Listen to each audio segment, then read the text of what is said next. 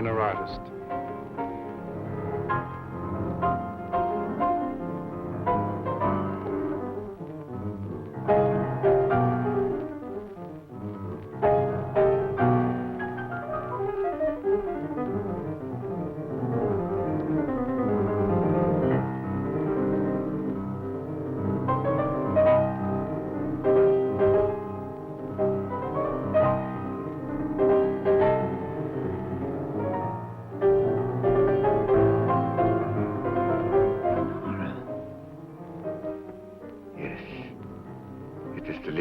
Of her.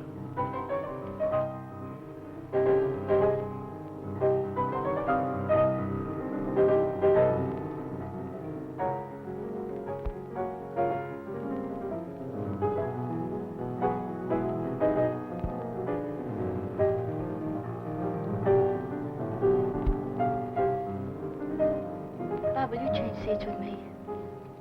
Why, of course, dear.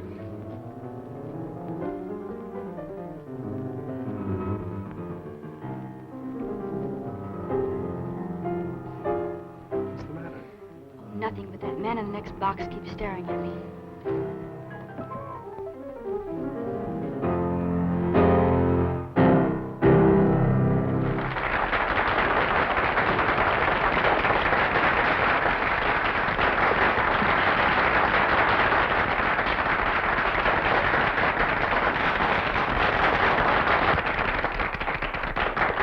Let's go back and see Dad during the intermission. All right.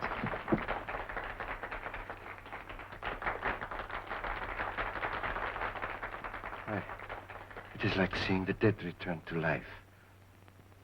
I must know who she is. That can do no good. The dead have no place among the living. I shall be the judge of that.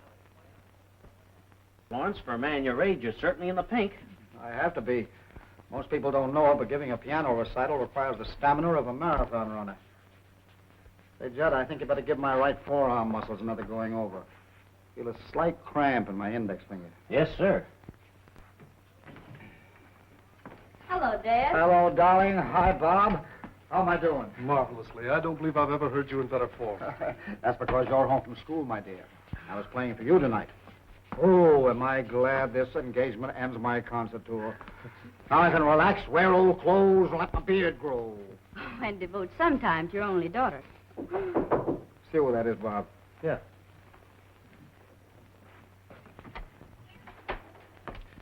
This gentleman would like a minute with Mr. Lawrence. Just a moment. Dr. Igor Markov is waiting to see you. Igor Markov? I don't know the man. I'll tell him to write me for an appointment. No, wait a minute, Bob. I've got a few minutes. Let him come in. My dressing gowns yet?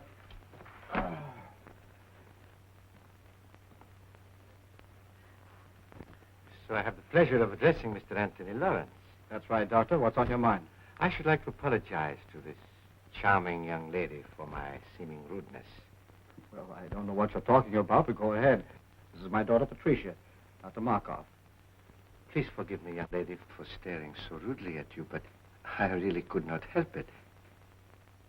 Seeing you tonight was quite a shock because you are the living image of my wife, Lenore, as she looked at the time we were married. She was taken away from me under very tragic circumstances. I understand. I accept your apology. Thank you.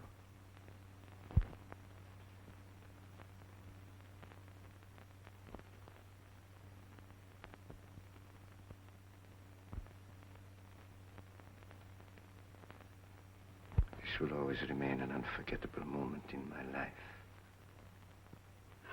Thank you. Auf Wiedersehen. So nice to have met you. I always appreciate the privilege of meeting a great artist. Thank you, Doctor. And good night. Good night, sir.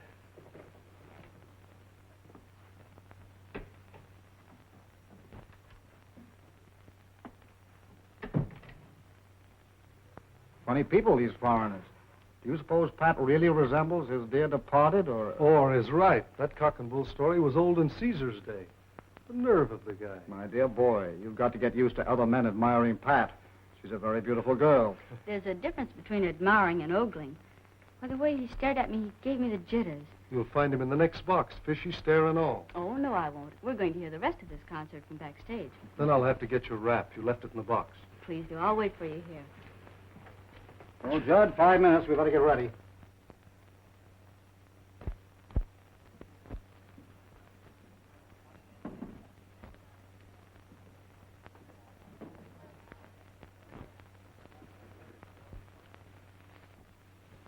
It seems that the great Dr. Markov failed to make a favorable impression. Temporarily, yes. But there will be many opportunities in the future. Besides, the doorman was not averse to accepting a little gratuity and gave me all the information I needed. Igor, I've risked my life for you. I've kept your secret all these years. Does all this mean nothing to you? Don't I mean anything to you? Because of your knowledge of my work, I need you as an assistant. You have never meant anything more, and you never shall. Keep that in mind.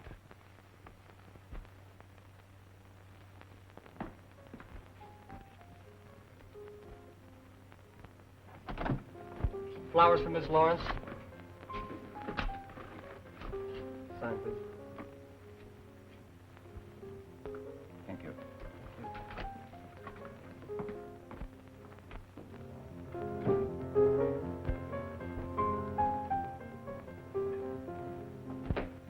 More flowers for you, Miss Lawrence.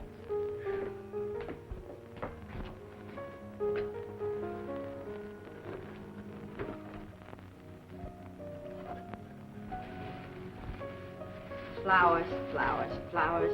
Morning, noon, and night. The man must be crazy. Keeps on, I'll hate the sight of him.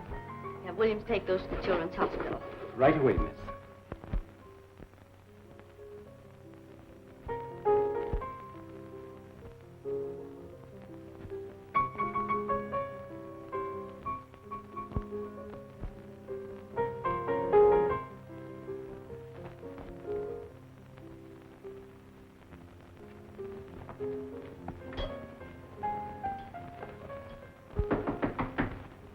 Come in.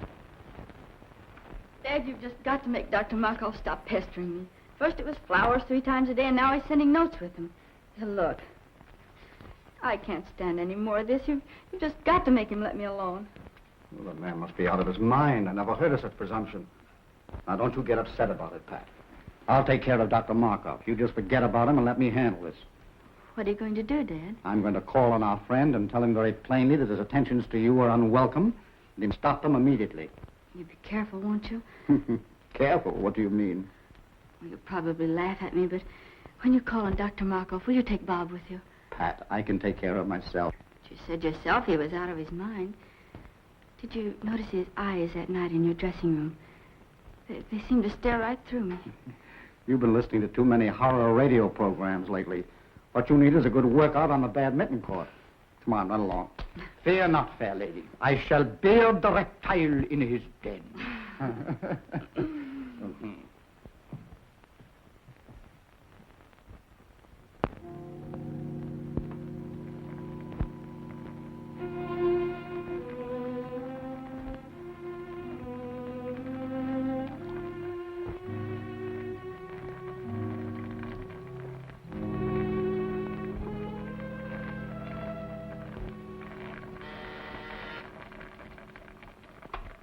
Yes?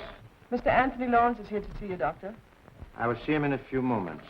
Oh, and Maxine, you had better relieve me. I'm making a new batch of X54, and it requires constant watching. I'll be right in, Doctor. The doctor will see you in a few minutes. Won't you be seated? Thank you.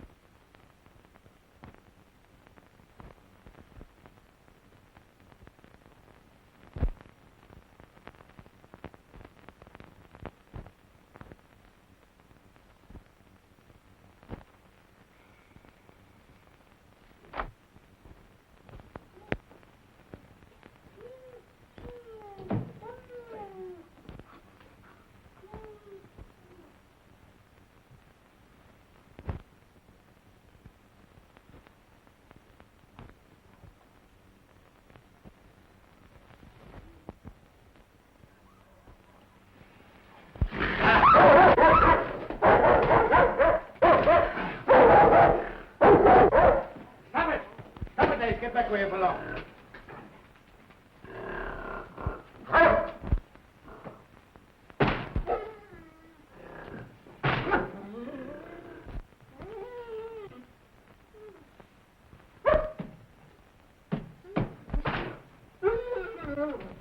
I wish I'd get rid of that brute. He's always hated me, and I'm deathly afraid of him. Oh, don't be a fool. He's perfectly safe in that cage. How could he harm you? It is silly. Besides, he's very essential to my work. Now, when that concentrate, the pituitary, boils dry, turn off all the burners. Add some elixir, place it in 4 cc ampoules, and refrigerate them. Yes, Doctor. Watch it closely. See that it continues to boil, but very slowly. Now I must go and talk to Mr. Lawrence. I cannot leave him waiting any longer.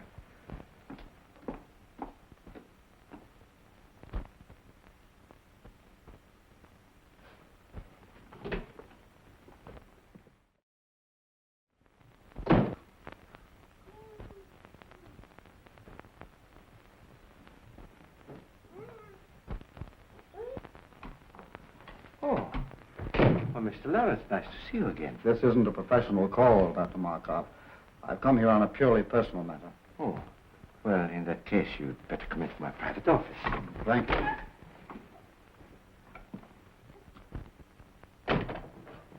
Won't you sit down? I'll remain standing if you don't mind. Oh, as you wish. I'll get to the point very quickly, Dr. Markov. I've come here in regard to my daughter, Patricia. Ah, yes, a lovely young woman. And that's beside the point. She doesn't welcome your attentions. I'm forced to ask you to stop annoying her. I'm afraid you are being very insulting.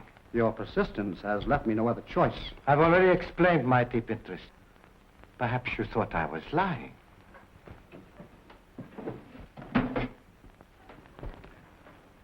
Would you look at this picture?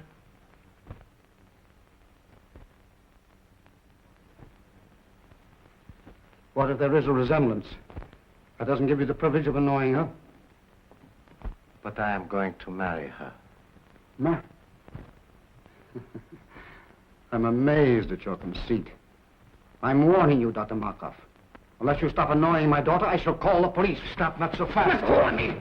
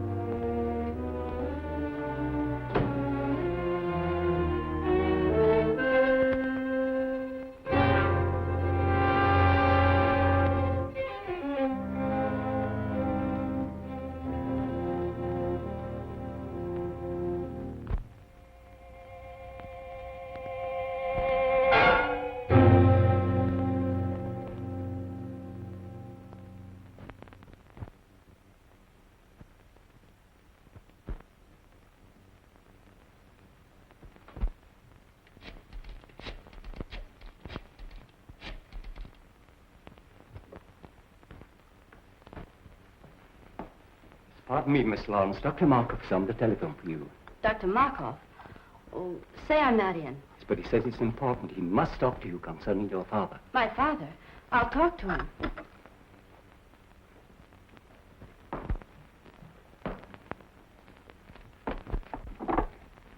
Hello? Yes, Miss Lawrence speaking. Oh, Miss Lawrence, your father has had a slight attack of vertigo. Yes, he's here in my office. It was probably brought on by overwrought nerves. I was wondering if you had not better come and get him. Is he well? No, not seriously. However, scarcely able to drive his own car. Of course, I could keep him here, or if you wish, I could call an ambulance. Ambulance? Oh, no, I'll be right there. Where is it? 1335 Cliff Drive. Thank you.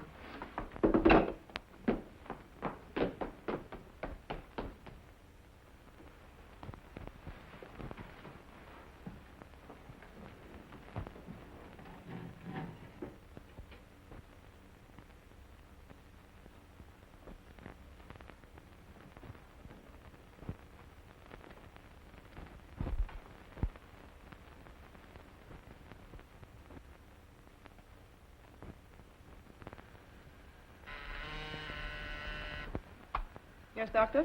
Maxine, turn down all the flames to about half. But Dr. Markov, the concentrate is nowhere near dry yet. I know, but it must boil very slowly. All right.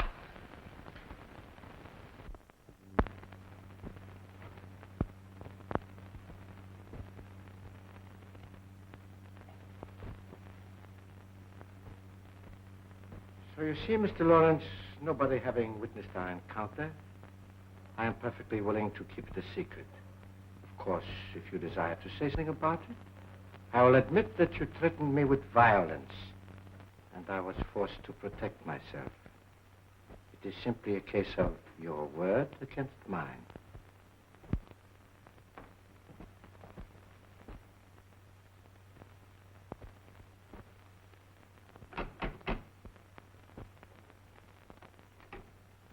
Is this Dr. Markov's residence? Yes. Are you Miss Lawrence? Yes. Come in. The doctor's expecting.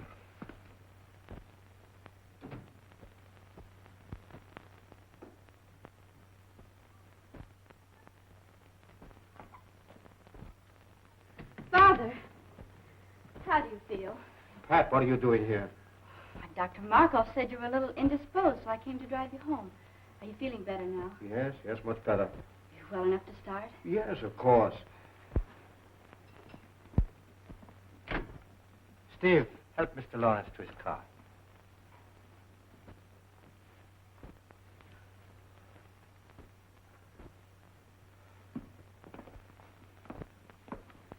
Miss Lawrence, may I have a word with you? Yes. I think that your father would bear watching. If you notice him developing certain symptoms of... Well, if you notice him acting strangely, I would strongly advise you persuade him to see his doctor. I'll remember. Thank you. You're welcome.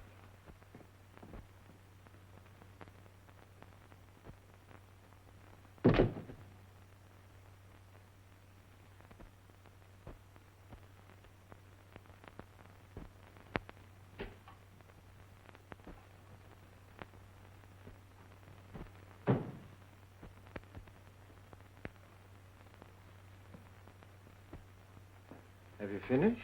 Yes, I did exactly as you told me. Why are you working on a formula X54? I thought you were satisfied with X53. Not quite. I have succeeded with X53 in arresting the disease acromegaly, but it will do no more than hold it in check. Come, I will show you.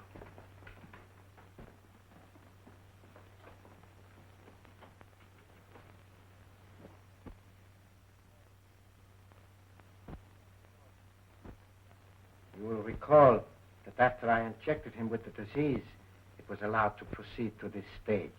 Enlargement of the head, the feet, and so forth.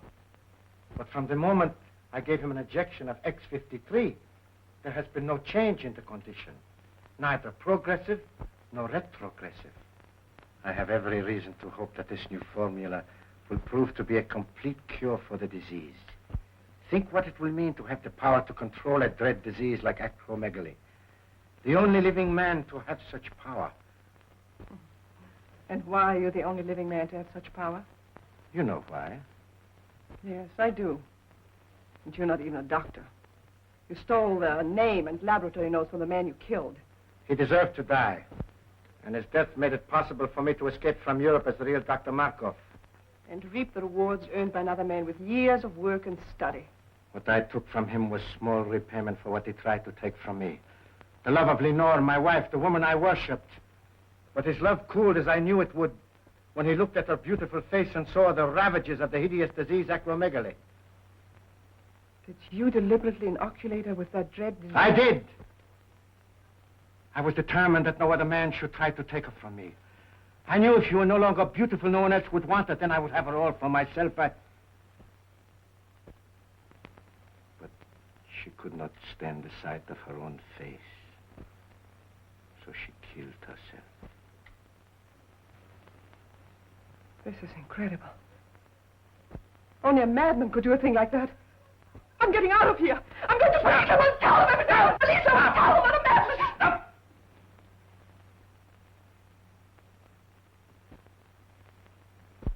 You are going no place.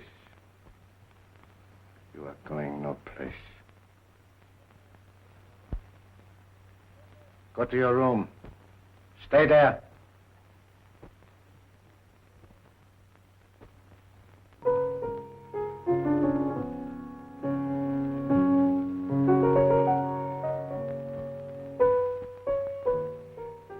Good to have you back again with us, Bob. Glad to be back once more, Pat.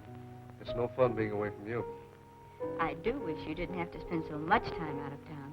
If I didn't, your father would probably get himself a new business manager. You know, it's chiefly on his business I'm away so much. I know. Bob, do you think you could book Father for a series of summer concerts? Pat, what are you talking about? If you knew the heavy schedule I booked him for next season, you'd want him to have a good rest. Oh, I do, but he can't seem to rest. I don't know what's gotten into him. He seems to have so much energy. He just can't seem to work it off. Well, let's hope it keeps up. But it can't, Bob. Do you realize that he's up at 6 every morning? That he walks practically all day long? That I can't get him to go to bed at night? Sometimes I awaken at 2 or 3 in the morning, and he's still playing his piano. That's not normal in a man of his age.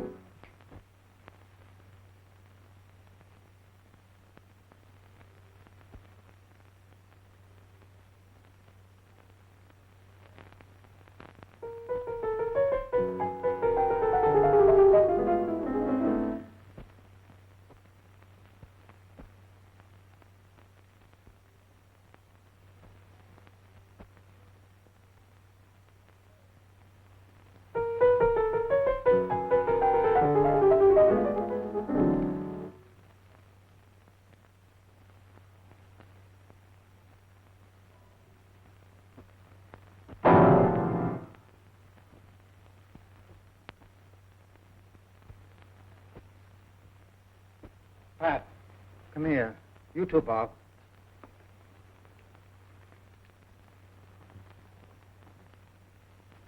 Doesn't it look as if my fingers were thicker? Well, your hands are swollen. Well, the fingers are anyway. Well, they feel awkward. When did you notice this? The past few days, I felt something coming on. My feet, too, seem enlarged. All my shoes feel tight. Do you suppose you've eaten something that poisoned you? Oh, no. I'd know it if I had. He said if you felt bad, I should persuade you to see a doctor. Who said? Dr. Markov. Markov? When was that? That day you went to see him about a social matter. Oh, rubbish. Why should I see a doctor when I never felt better in my life? Because I want you to, Father. Promise me you'll see Dr. Adams at once. Let me call him now. Nonsense. There's nothing the matter with me, really. I'll tell you what I'll do. If this condition doesn't clear up by tomorrow, I'll drop in to see Dr. Adams just to put your mind at ease. But you won't go. You put it off. Why don't you let me call him now? Because it isn't urgent. Anyway, right now, I feel like going out for a walk.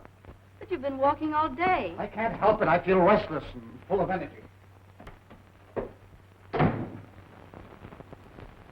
And how are you feeling today, Mr. Lawrence? Physically, extremely well. And your appetite? Still increasing. Mr. Lawrence, after studying all the results of your laboratory tests, X-rays, metabolism records, I have reached a conclusion. But not being satisfied with my analysis alone, I called into consultation Dr. Kruger and Dr. Naylor, whose reputation, of course, you know. Yes, certainly. And they, without any hint from me, both came to the same conclusion. Acromegaly. Acromegaly? Yes. It's a very rare disease, glandular in origin, activated by a defective pituitary. Doctor, can't you tell me in plain English what's wrong with me and how serious it is? I'm trying to tell you. You have a glandular disorder, a disorder of the pituitary gland. A disease so rare that medical science knows little about it as yet. Is it fatal? Fatal? Well, not necessarily. It's a progressive disease, enlarges the extremities. It's accompanied by an increasing amount of energy to a fabulous and dangerous degree. Is it curable? Mr. Lawrence, there is but one man, to my knowledge, who knows anything important about acromegaly. He's a specialist in glandular disorders, and I understand has devoted a great deal of research to this particular disease. I urgently suggest that you consult this man, who is in a position to do more for you than any person in the profession. Who is it? Dr. Igor Markov. Dr. Markov? Yes. Do you know him? Yes. Strange you didn't think to consult him. Well, I've just met him socially. I don't know him socially, but his name ranks among the top names in the profession. His reputation is international. So he is, therefore, the man that you should see, Mr. Lawrence. I'd rather not see Dr. Markov. Isn't there anybody else I can consult? No. He's the only man I know that can help you. He has not seen fit as yet to give out his findings or his method of treatment to the profession. So, therefore, if you're to be helped, you must go to him. And there's nothing you can do for me, Dr. Adams? Frankly, Lawrence, nothing effective. Well, thank you for your frankness. You will see him? I'll think it over.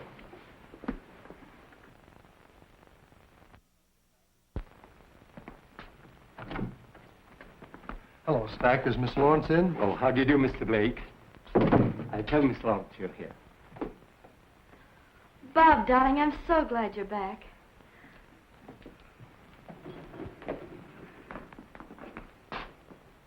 I've only been away 4 weeks. How are you, sweetheart? I'm so worried. About what? About Father. What's he been up to now? Well, that's just it, Bob. I don't know. He's locked himself in his room for weeks. He hasn't allowed anybody in to see him. Stack takes his meals into him, but he has to leave the tray in the music room. He says the door into the bedroom is locked and that Father won't come out until after he's left. Is he in there now? Yes, but the door from the music room into his suite is locked from the inside. He sounds in excellent form. He hasn't touched the piano in weeks.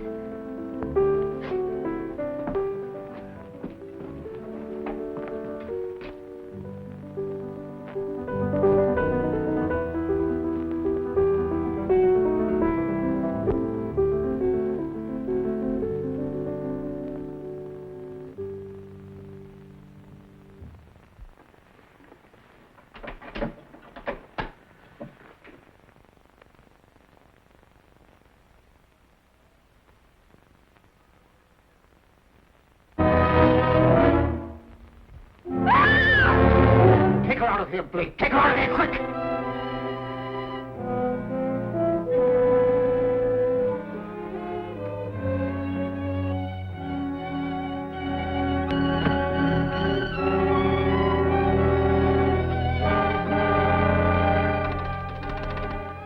Hello, Stack. Have William bring my car around to the side entrance immediately and leave it there. I'll drive it myself. No.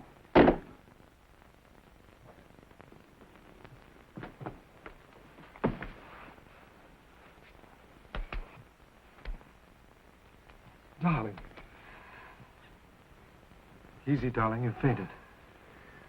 Bob, did you see what I saw? What are you talking about? Did you see his face? His head? It was so much. It's your imagination, darling. The lights in there were strange, that's all. No, Bob, no.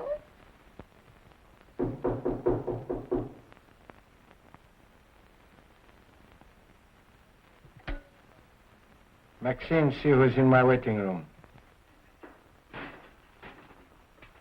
Maxine! Maxine, are you there? Maxine! Maxine! Maxine!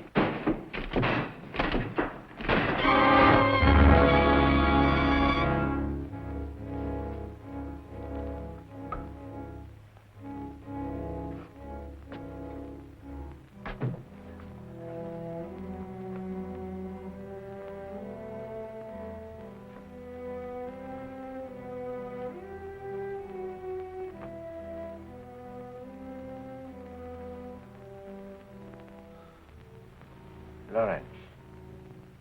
Yes, Markov. Weren't you expecting me? You knew I'd have to come to you sooner or later. To you, the one man with experience concerning the hideous disease of acromegaly. Oh, you had it cunningly worked out, Markov. So that I would be forced to come to you alone for help. Then you would be in a position to dictate your own terms in exchange for that help. Terms which no doubt would involve my daughter, Patricia.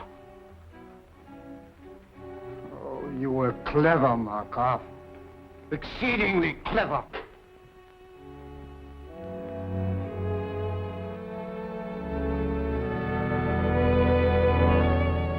The only man with sufficient knowledge of the disease, not only to alleviate it, but to infect a person with it, you hold a decided advantage.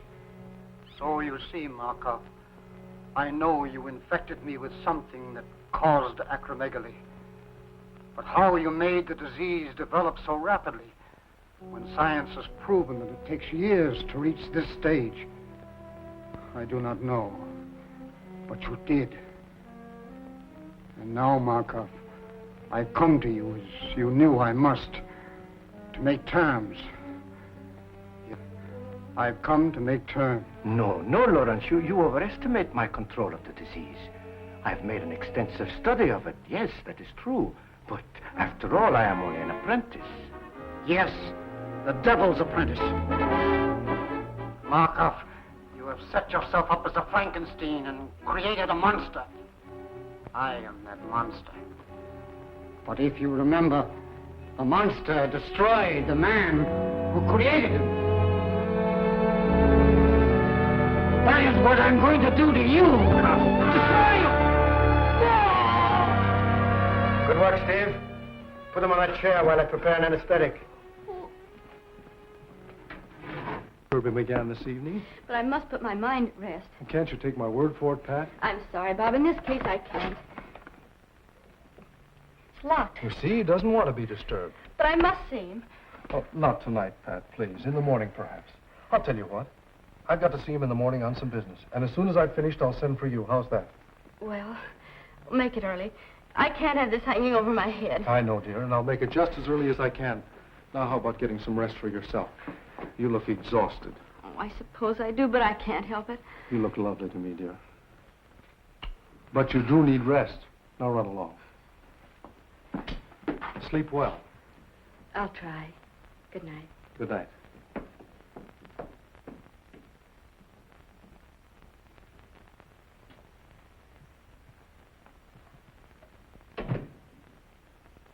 Oh, Stack. Stack, have you got a key to the music room? Why, no, sir. Why? Well, it's locked, and I wanted to see Mr. Lawrence. I'm sorry, sir, but he's gone out. Out? Oh, yes, sir. About a half an hour ago. He had his car brought around and then dismissed William. Where did he go, do you know? Not the slightest idea, sir. I didn't see him, but William said he was all muffled up. Oh. Stack, I wish you'd ring me at home when he comes in. Very good, sir. And shall I wait up for him, sir? Well, no. If he comes in soon, you might ring me. Otherwise, go to bed. I'll see him in the morning. Very good, sir. Good night, Stack. Good night, Mr. Blake.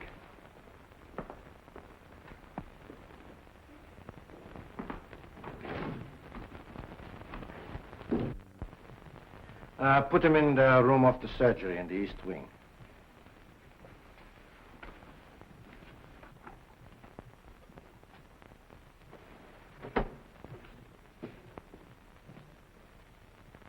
How could you be so inhuman as to infect him with that disease and all bargain for his daughter?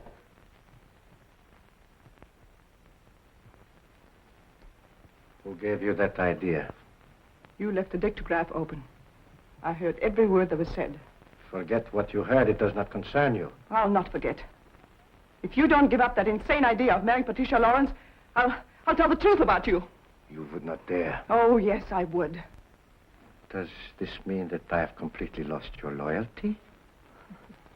You speak of loyalty. You don't even know the meaning of the word. You seem to forget all the things I've done for you. I've even risked my life for you, hoping that you might realize how much I love you, that someday you might return that love. But no. All I meant for you was just someone to help you attain your own selfish aims. I'm tired of it. I can't stand it any longer. Do you hear me? I can't stand it. I'll never let you marry that girl. Never. Never, never, never!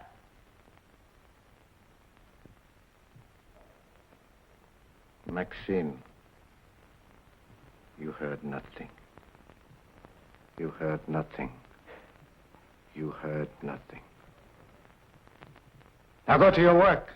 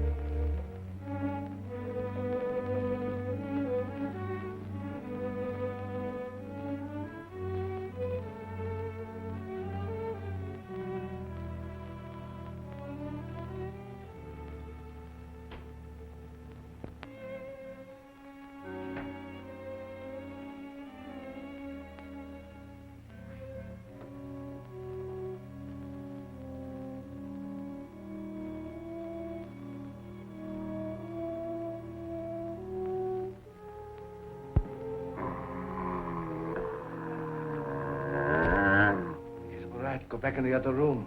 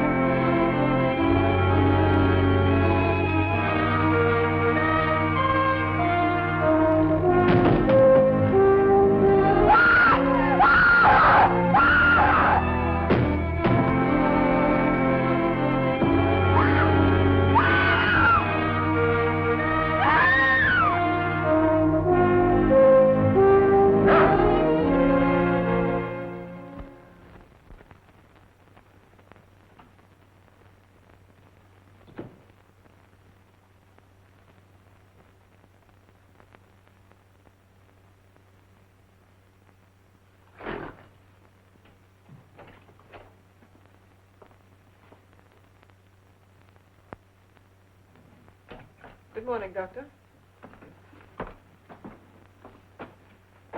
The murderer's cage was left unlocked last night. No, really? Why, he could have killed somebody. Yes, he could have killed me if Ace hadn't heard me scream and driven him back again to the cage. Oh, well, you are very fortunate. Very. And so am I. I could have lost a valuable assistant. How do you suppose the cage was left unlocked? Oh, I suppose the attendant was careless. I shall discharge him immediately.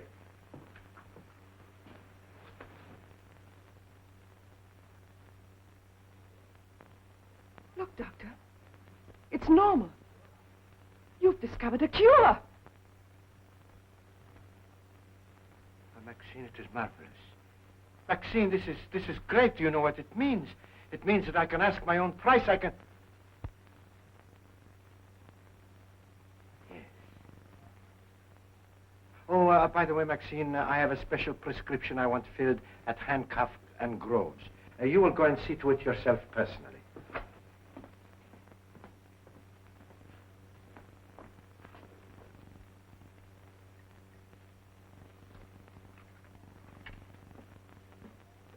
Couldn't it be ordered over the phone? If I wanted it that way, I would have said so.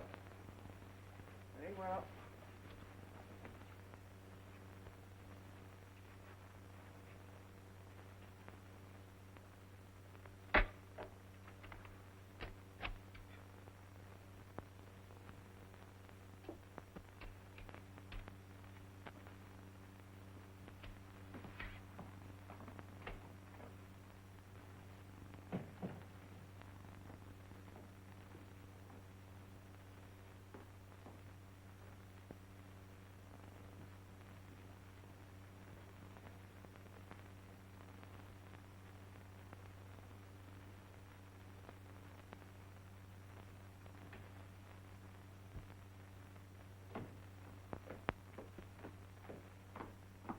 Good morning, Stack. Good morning, Miss Lawrence.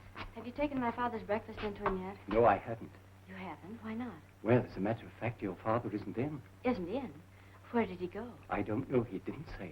When did he go? I can't exactly say. Sometime last night. Last night? Yes, miss. You mean he's been away all night and left no word? Absolutely none. I'll get it. Hello? Yes, Miss Lawrence speaking. This is Dr. Markov. Now, please don't be alarmed, but your father came to me last night for a consultation. Father came to you last night for a consultation? Yes. I found it advisable to keep him here for observation. How is he? Well, he's quite comfortable now. Yes, quite comfortable, Miss Lawrence, I assure you. I'll be right over and pick him up and bring him home. I would strongly advise against taking him home, Miss Lawrence. But why? I can't leave him there. Do you think I should take him to a hospital? I suggest you leave him right where he is, Miss Lawrence. You see, I have all the facilities here to take care of him in my sanatorium. Oh, I didn't know you had a sanatorium, too. I'll be right there. When Mr. Blake arrives, tell him I've gone to Dr. Markov's, 1335 Cliff Drive. Dr. Markov's, 1335 Cliff Drive. Yes. Very well, miss.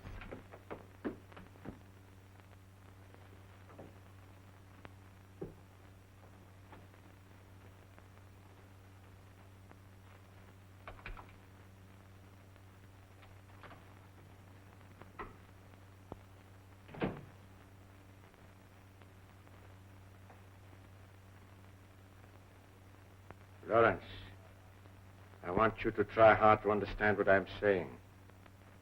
Try hard. This is Dr. Markov. I can save you, Lawrence. I can cure you.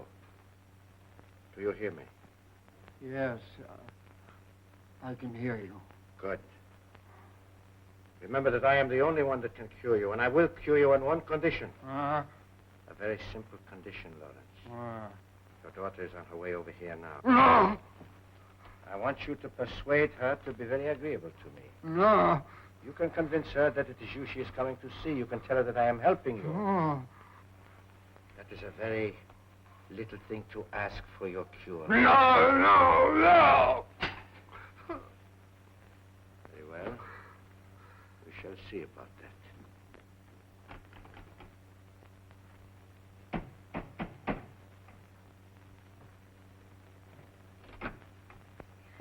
Dr. Markov, please. Come in. Dr. Markov wants you to wait in there.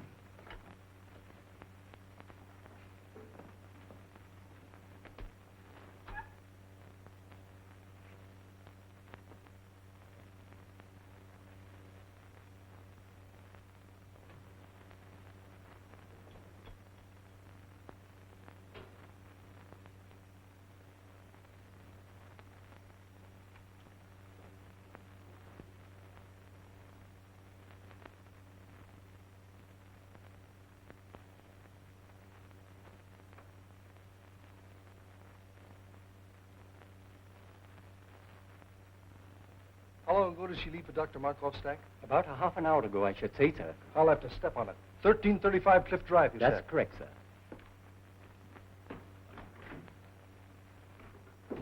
I do not have to cure you, Lawrence, because nobody knows I have discovered the cure.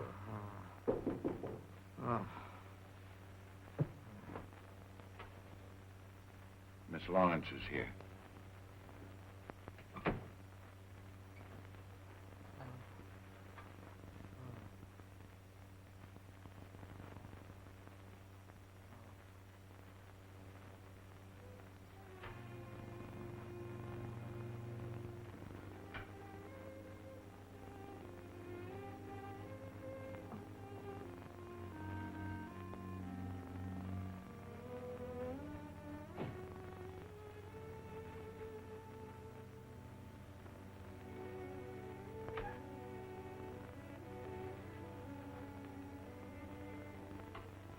Miss Lawrence. Oh, it is a great pleasure seeing you again. Dr. Markov, how is my father? He's resting comfortably. Please be frank with me. What's the matter with him? It is a glandular ailment. How serious is it? Well, Miss Lawrence, I'm afraid it is quite serious, particularly in your father's case. Why particularly so in his case, Dr. Markov? Well, you see, the peculiar disease your father is suffering from causes extreme enlargement of the extremities, the hands, feet, and certain portions of the head. In a professional pianist, it is fatal. That is to the continuance of his career, I mean. Not only are his fingers incapacitated for the intricacies of delicate performance, but his very appearance, upon which so much depends for public approval, is most uninviting. Dr. Markov, how does it happen my father came to you? I think you will find that your Dr. Adams sent him to me. Dr. Adams? Yes. Dr. Adams made exhaustive tests, and in consultation with several eminent colleagues of his, diagnosed your father's case, and correctly so, as acromegaly. Acromegaly? I never heard of it. Few have. It is very rare. And since glandular disturbances are my special field, and acromegaly my particular interest, your father was advised to consult me. With what results? I am anxious to cure your father, Miss Lawrence. Most anxious. Providing he is willing to obey my instructions to the letter. Do you anticipate any lack of cooperation on his part, Dr. Markov? Perhaps some. You see, Miss Lawrence, it is rather long and slow treatment.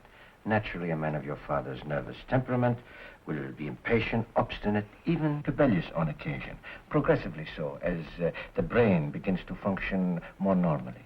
You see, Miss Lawrence, your father is mentally incompetent. You mean he's... Oh, well, shall we say, temporarily unbalanced mentally. The functioning of the pituitary, being aggravated by pressure, makes the patient physically violent on occasion, and great care must be taken that he does not do violence to himself or to others. Dr. Markov, I'm my father. I can easily understand your need to do so, Miss Lawrence. And I would gladly save you the pain if I could. But I know you will not be satisfied unless you do see him for yourself. Besides, it will give you a basis for comparison. It will give you new hope from day to day as you see him improve. Where is he? Take me to him. In a moment. But remember, although he is still under a sedative, he might easily be aroused to violence. I will advise not to excite him, merely to reassure him that he will receive the very best of care, that you will see to it yourself personally, and that you recommend he do everything possible to cooperate with us. I will. Take me to him. This way, Miss Lawrence.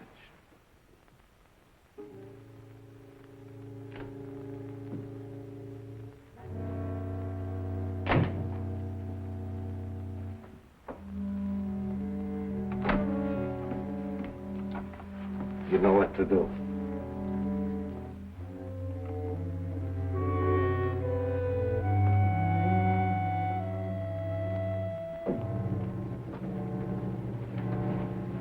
And remember, Miss Lawrence, advise your father. Fullest cooperation in every way possible.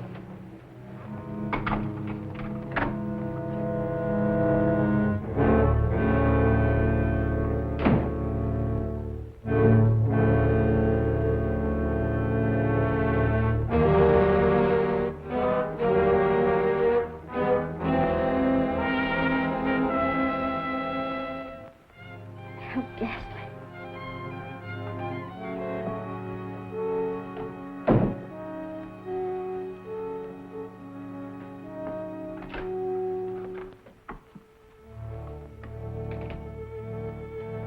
You can't go in there, Maxine. Why not? Dr. Markov said so.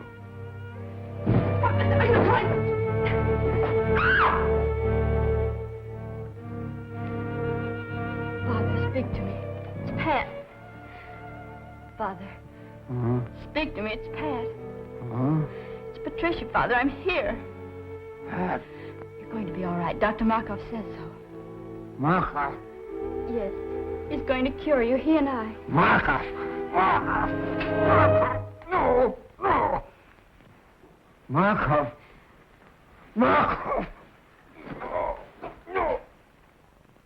Dr. Markov, why is he strapped down? To prevent his doing violence to himself or to others, Miss Lawrence. Take them off. Take them off, do you hear? Well, that would be very dangerous. Take them off, I say. Take them off at once. Stop that. Calm yourself. Calm yourself, Miss Lawrence. I don't care what you say. You can't treat him like a wild animal. It is a necessary precaution, Miss Lawrence. If he were to become violent, he would be extremely dangerous. I don't care what you say. You can't treat him like a wild animal. His recovery depends solely on you. What do you mean? I will cure your father when you decide to become my wife. Let go of me. I'll never marry you. Never is a long time. Some people do change their minds.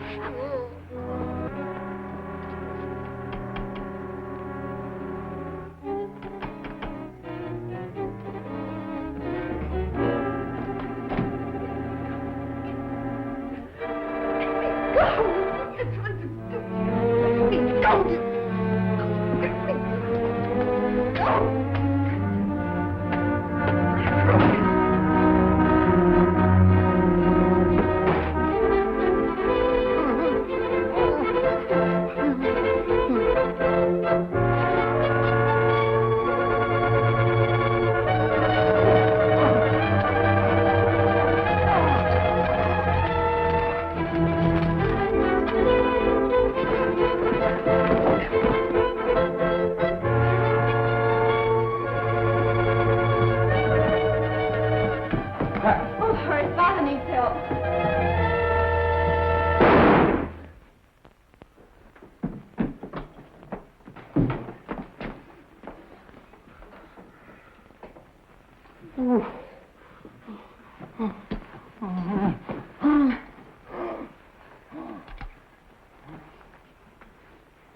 Is he all right? Yes, he's just fainted. Dr. Markov was the only man who could cure Dad. With him dead, there's not much hope left. Oh, yes, there is, Miss Lawrence. I'm familiar with the serum Dr. Markov has perfected for the cure. He has been using it to bargain with your father for you. He'll be all right. It might take a little while, but he'll be all right. Thank you.